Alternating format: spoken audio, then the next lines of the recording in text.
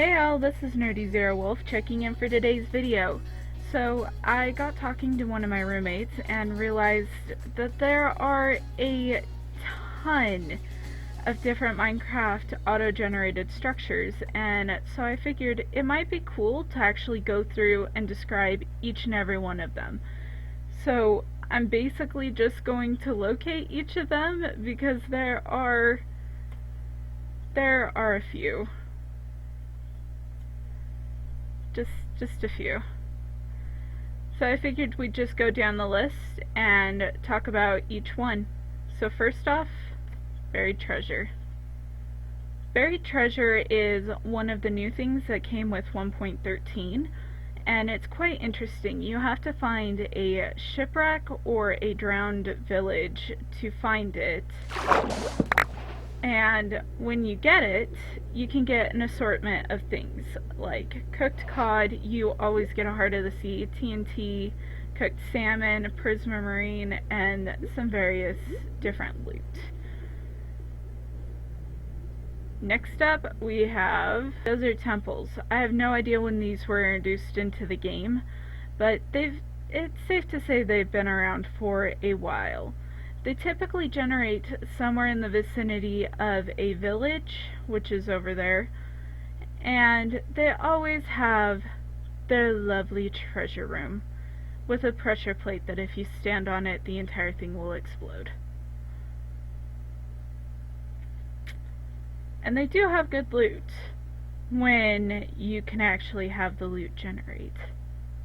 Next up, since it's right here, we shall go for the village.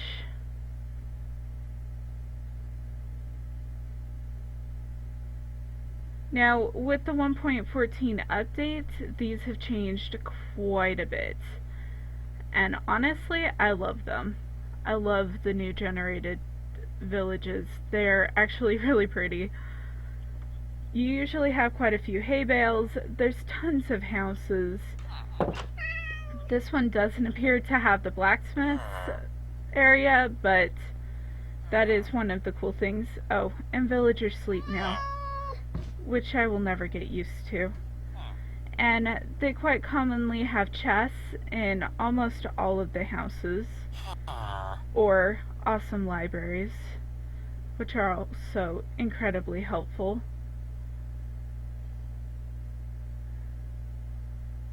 Some of the other 1.14 blocks. So there you have it, villages. Next up is one of my favorite structures, the igloo. They typically generate in snow biomes, and honestly, they aren't very common. But when you do find them, if you go inside and under the carpet, you can find a hidden shaft that goes all the way down to this. Now, you usually get a golden apple, and that is typically a potion of weakness. So you can either free this villager or cure this villager and then free them both. And with the new 1.14 update to trades, that would actually make that guy's trades so much better.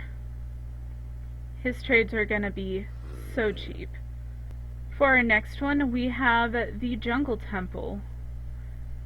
Generates in the jungle biome, and once you find the entrance, it's actually kind of cool. I like these. I don't find them very much in survival, but they are kind of fun. If you make your way down to the bottom, you can find some traps. They're not particularly good traps, but you can also get some free redstone and such. And as always, fairly good loot, along with a dispenser with a couple of arrows, as long as you haven't fired all of them off like me.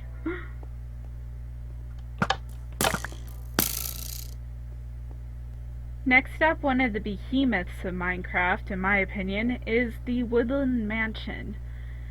It generates in dark oak forests and is comprised mostly of dark oak and cobblestone. And these things are insane. Here, let me slip into spectator mode. If you go up to the top rooms, they're honestly pretty boring. You do always have at least one of these, though. Endless rooms, all of them dark enough to spawn hundreds of mobs.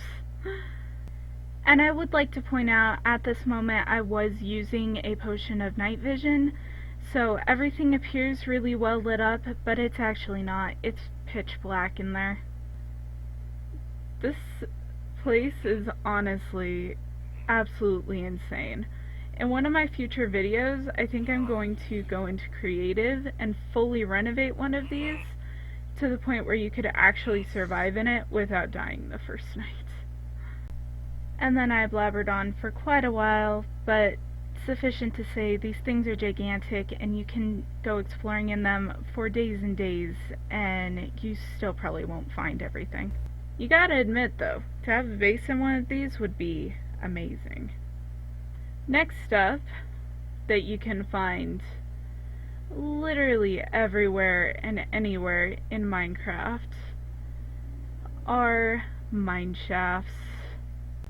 And I'm going to time-lapse this because mine shafts aren't the most interesting thing, but flying around and looking at them is pretty fun.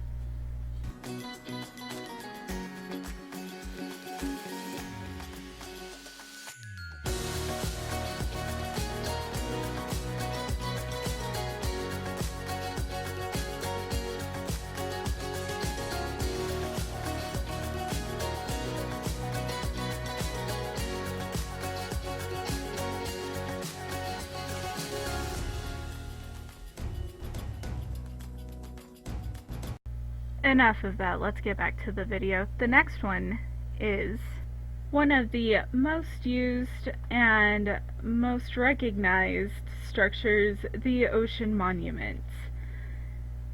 It's honestly not Minecraft without these things. As always, there are guardians everywhere. There were guardians when I filmed it, but in the playback there weren't. I don't know what the heck happened. They were there. Because prismarine plus water equals guardians. Most of the time they get disconstructed to form guardian... oh, I know what they're called. Guardian spawners. And they're chock full of crazy, crazy rooms. And if you are lucky, you can find a sponge room, or this, that is filled to the brim with gold.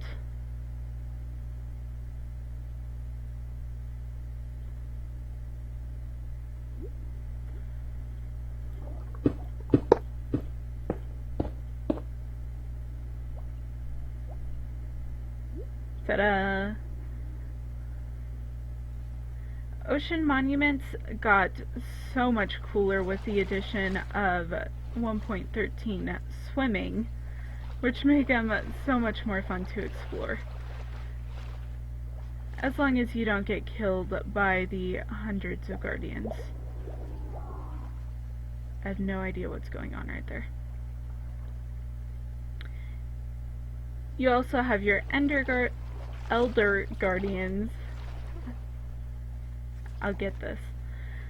That give you mining fatigue, making this entire place an absolute nightmare on occasions. I have plans to also entirely empty one of these and create a base inside of that. So keep looking for that in a future video. This is a rather small example of them, but the drowned villages. I don't remember what their actual name is. Hang on. Ocean ruins.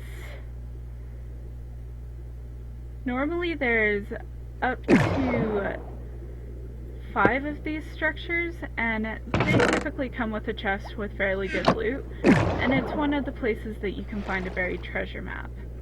The other being shipwrecks. These can generate in so many different ways that it is almost ridiculous. They can generate facing upwards, they can generate like this one on their side, you can get only half a ship, you can get a full ship. They do have tiers depending on how many chests you can find inside of them. For example, this one appears to be a T2, meaning that it has this chest and then this chest.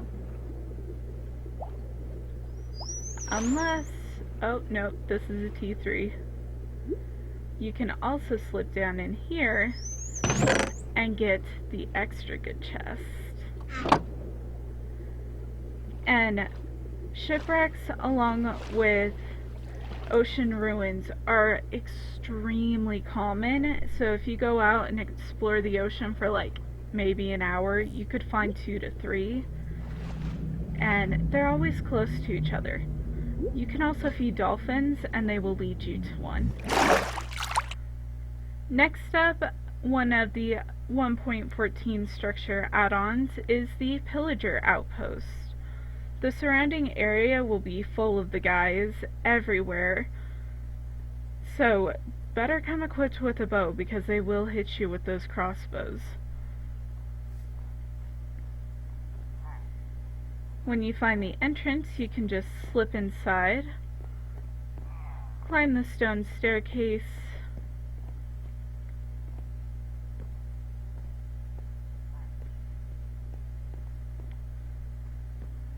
and come out with some basic stuff, and it's one of the great ways to get crossbows.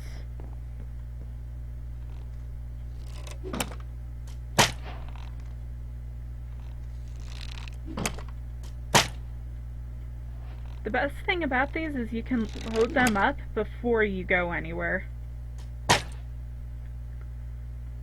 And they also make for great elytra starting points.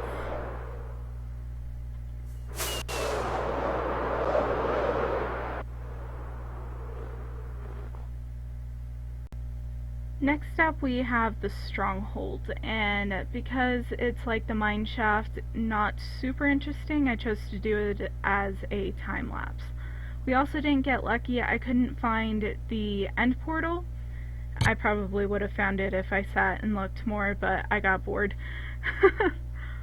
So we did find a small spawner room though, and that was pretty cool. You can't have Minecraft without those little spawner rooms. So on to the next one. And last but not least, for the overworld at least, is the Witch Hut.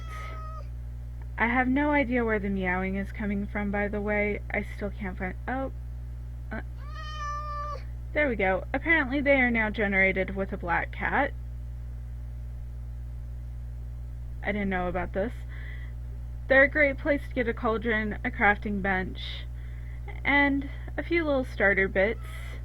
And of course there is always the witch who generates with it, who isn't always the smartest.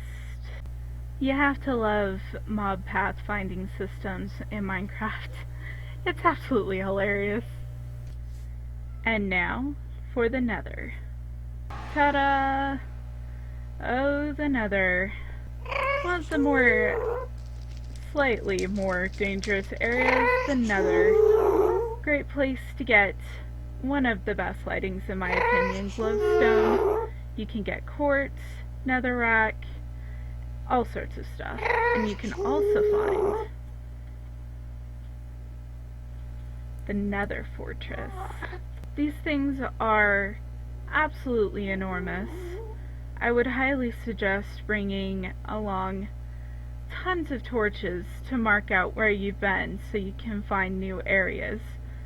It's one of the few places that will spawn these guys, are wither skeletons, so you can spawn in the wither with their heads. unless, you know, you throw them into lava like me. And as soon as we can find one, blaze spawners. It took me a little longer than expected to find it, but we did eventually make it to one of the blaze spawners. Yeah, it took a bit. Oh, I think that's one. The blaze spawner. Quite useful, as it's practically the only way to get blaze rods.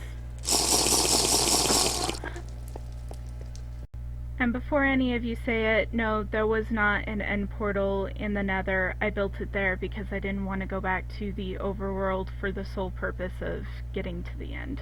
And from the Nether to the end. This has got to be the worst generation place that you could ever get for the end. Good grief. I'm glad I'm in creative.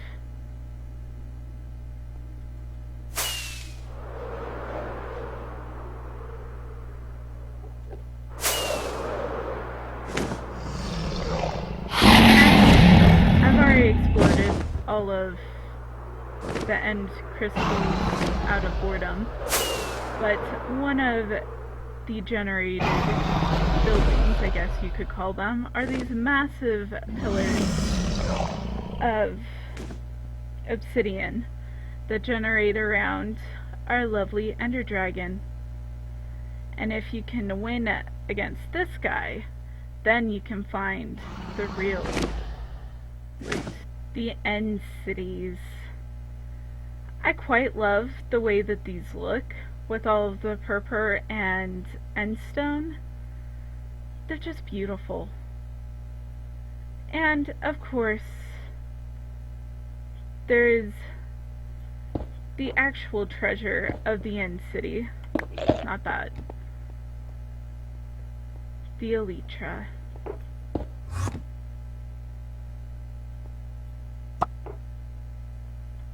And of course, you know, you can get some random loot in the end city. And I think that just about wraps it up for today's video. If you guys liked it, please drop a like. If you liked it a lot, please subscribe. And hit the notification bell if you want to see more of my content. Nerdy out.